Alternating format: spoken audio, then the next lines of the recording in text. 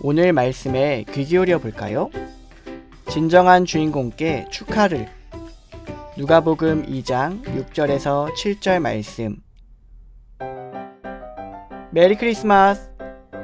오늘은 간단한 퀴즈로 시작해 볼게요. 이것은 무엇일까요?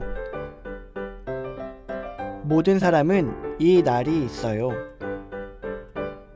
1년마다 다시 돌아와요. 이때는 내가 주인공이에요. 케이크와 선물이 떠올라요. 네, 바로 생일이지요. 생일은 1년에 한 번 내가 주인공이 되는 날입니다.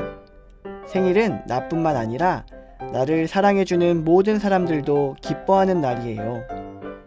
나의 부모님을 비롯해서 친구와 친척들이 선물을 주기도 하고 맛있는 음식이나 특별한 이벤트, 따뜻한 축복의 말들로 축하해주지요. 생일은 우리에게 있어 특별하고 기쁜 날이 틀림없어요. 혹시 여러분이 처음 태어난 날에 대한 이야기를 들어본 적이 있나요? 어디에서 어떻게 태어났는지 말이에요. 아마 깨끗하고 안전한 곳에서 사람들의 보살핌을 받으며 태어났을 거예요. 소중하고 귀하게 여김받으며 모두의 축하 속에 말이에요.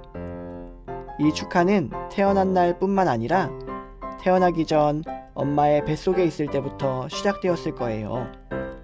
그런데 오늘은 우리가 알고 있는 분이 태어나신 것을 기뻐하고 축하하는 생일이에요.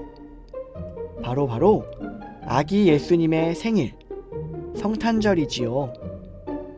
예수님은 어디에서 어떤 축하 속에 태어나셨을까요? 우리의 왕이시고 우리의 구원자이신 예수님의 생일이니 엄청나게 화려하고 멋졌을 것 같아요. 우리 함께 성경 이야기 속으로 찾아가 봐요. 요셉과 마리아는 고향인 베들레헴으로 가고 있어요. 로마 황제가 모든 이스라엘 사람들에게 고향에 가서 호적을 등록하라고 명령했기 때문이에요. 베들레헴에는 여러 지역에서 몰려온 사람들로 가득했어요. 저녁이 되자 잠잘 곳을 찾는 사람들로 모든 여관이 붐볐어요. 요셉과 마리아도 묵을 곳을 찾아 여관의 문을 두드리기 시작했어요. 요셉은 마음이 조급했어요. 마리아의 뱃속에는 금방이라도 태어날 것 같은 귀한 아이가 있었기 때문에요. 그 아이가 누구인지는 모두 알고 있지요? 요셉과 마리아는 보이는 여관마다 문을 두드리며 방을 구하기 시작했어요. 똑똑똑, 묵을 방이 있을까요? 빈 방은 없습니다. 가는 곳마다 방이 없다는 말 뿐이었어요. 정말 큰일이에요. 길에서 잘 수는 없는 일이었어요. 요셉은 힘들어하는 마리아가 너무 걱정이 되었어요. 하지만 그들이 쉬어갈 만한 여관을 찾지 못했어요. 아무도 요셉과 마리아에게 호의를 베풀지 않았어요. 방 한 칸을 내주거나 같이 나눠 쓰자고 하는 사람도 없었지요. 요셉은 여관 주인에게 다급히 물었어요. 저희가 잠깐이라도 쉴 만한 곳이 정말 없을까요? 곧 태어날 아이도 있어요. 제발 부탁드립니다. 빈 방은 없고 저쪽에 마구간이 있는데 거기서라도 묵으려면 묵으시오. 요셉과 마리아는 할 수 없이 마구간에 묵기로 했어요. 마구간은 어떤 상태였을까요? 엄청 깨끗했을까요? 따뜻하고 아늑했을까요?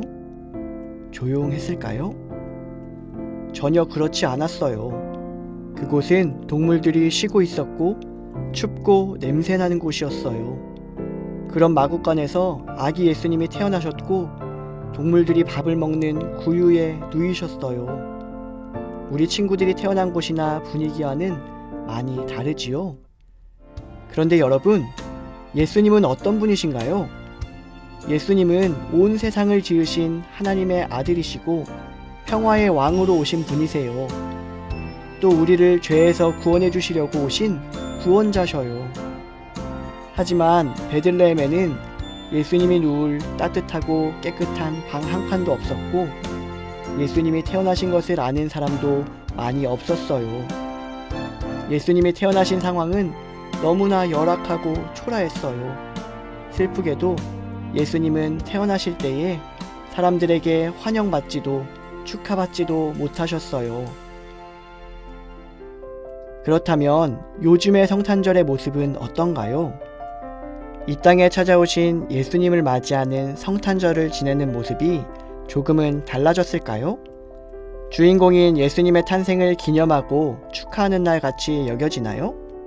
예수님보다는 산타클로스가 주인공인 것 같고 선물을 주고받는 날, 가족이나 친구들과 즐겁게 노는 날로만 여겨지지는 않나요?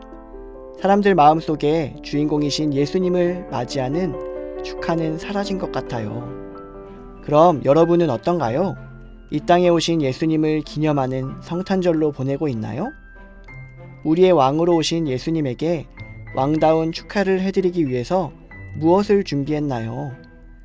세상의 어떤 친구들처럼 성탄 선물이나 다른 것에만 생각을 집중하고 있지는 않나요? 아니면 성탄절인데도 아무 생각 없이 교회로 왔을까요? 예수님을 알고 믿는 우리는 다른 사람들과 달라야 해요. 성탄절의 주인공이 누구인지, 성탄절이 어떤 날인지 잘 알고 기억하고 기쁨과 감사함으로 오늘을 보내야 해요.